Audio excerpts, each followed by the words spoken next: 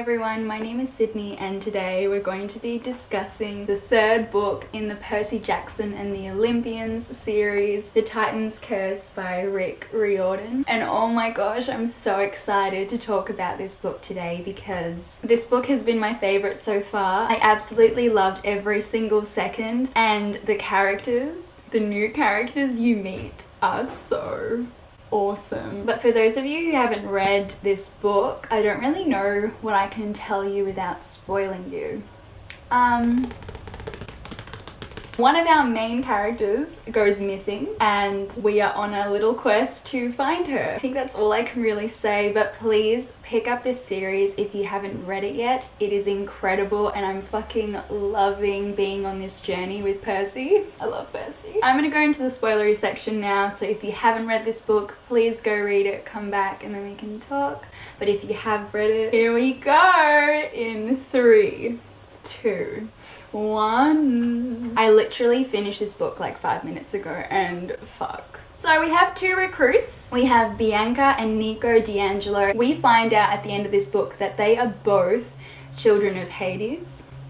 And that was insane to me. I actually didn't catch on straight away when Nico brings forth the skeletons and then is able to bring them back down to the earth. It didn't click for me. I was just like, well, what the fuck just happened? Percy and Annabeth, they were all talking about it. He mentioned that we can't tell the gods this. That means that Nico could also be a part of the prophecy. It actually makes a lot of fucking sense. And I really feel that the prophecy is about him. Especially Hades is the god of the underworld. And I could see Nico joining the dark side. The fact that they let him go and they didn't tell anyone about it, I have a feeling it's gonna bite them in the ass. I really think so, because Nico is really, really mad.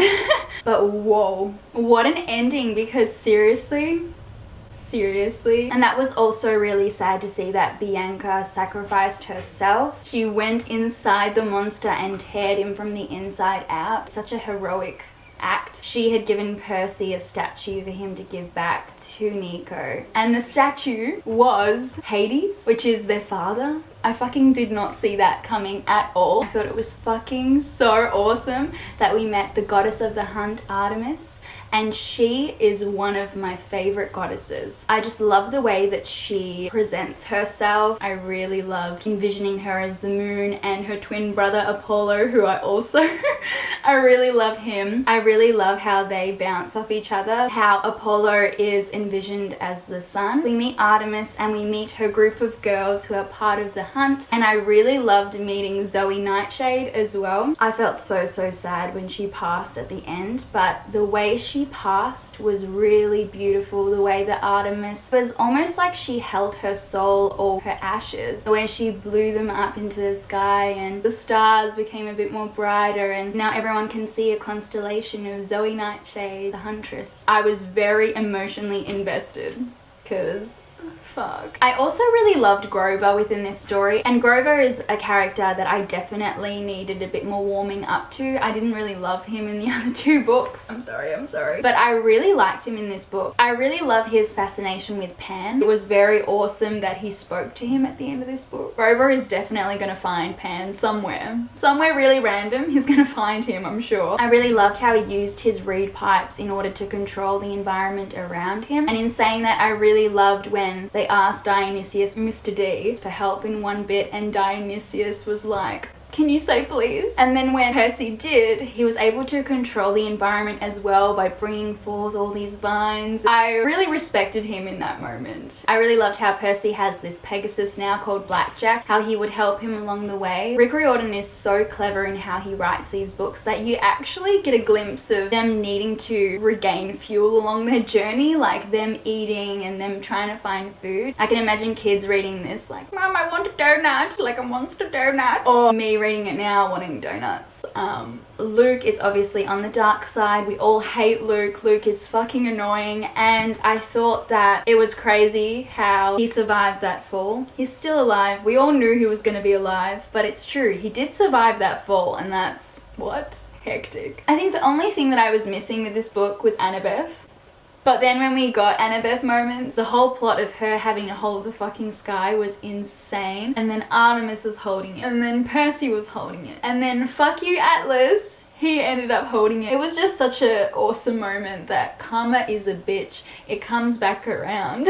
But yeah, this book was super tragic that we had 2 deaths. We had Bianca and Zoe die, and I actually really ended up loving these characters. I mainly really love the whole idea behind being part of the hunt. The fact that they have to pledge their loyalty to Artemis, they have to give up boys, and how Percy is very against that in terms of Annabeth joining them. The whole bit where he's like, no, Annabeth, no, don't do it. And she's like, what the fuck are you talking about? It's gonna be Talia. And then Talia fucking joins the hunt at the end. Talia was such a surprise within this book because I really thought that she was going to be very vengeful against her father. I really loved how she blossomed, how she's now a part of the hunt. That was awesome. I really like her, and I'm very excited to see how she's going to be within the hunt. I love the hunt. If it was me, I'd probably join them too, but definitely the boy thing I wouldn't really be down for. Yeah, it would be difficult, but also being part of a girl gang and having fucking bow and arrows and just so epic. Immortality.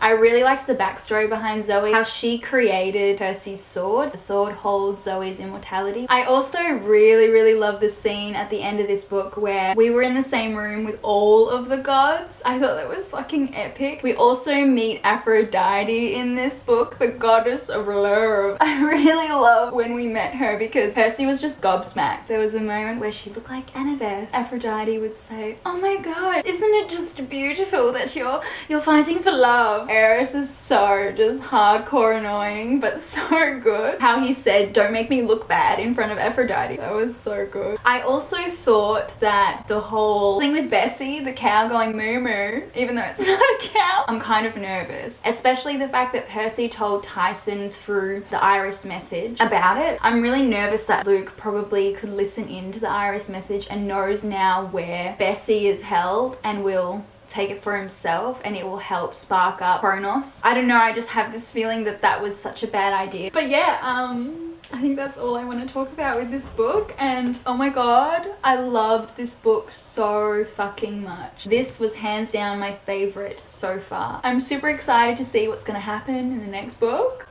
I hope you guys enjoyed this video. I'll see you in my next one as usual. Bye!